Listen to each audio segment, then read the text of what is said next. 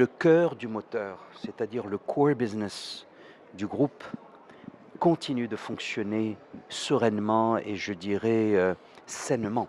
Cela se reflète à travers les résultats de la SA, c'est-à-dire de la banque qui distribue les dividendes. Et là, le résultat net social a augmenté à 2 chiffres, à 12,3, sans doute mieux que ce que nous avons observé chez les confrères.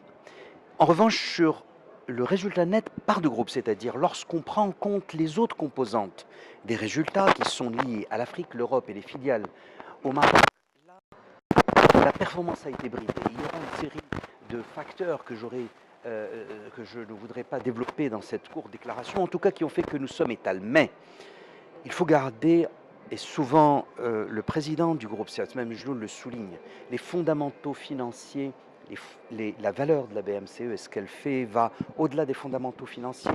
Son rôle est essentiel dans l'économie marocaine, mais également dans le paysage bancaire africain. Elle est souvent saluée, innovatrice dans tout ce qu'elle entreprend, dans le domaine de la gestion des ressources humaines. Elle a été élue meilleur service client, elle a été considérée par la Banque européenne de restructuration de développement comme le meilleur partenaire au Maroc. Elle nous qualifie souvent de pionniers dans la région.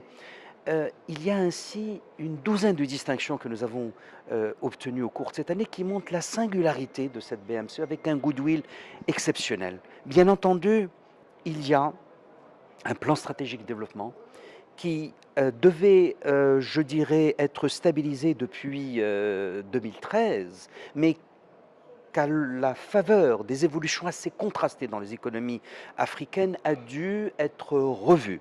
Et les conseils d'administration, les séances des conseils d'administration l'abordent. Il a été abordé vendredi.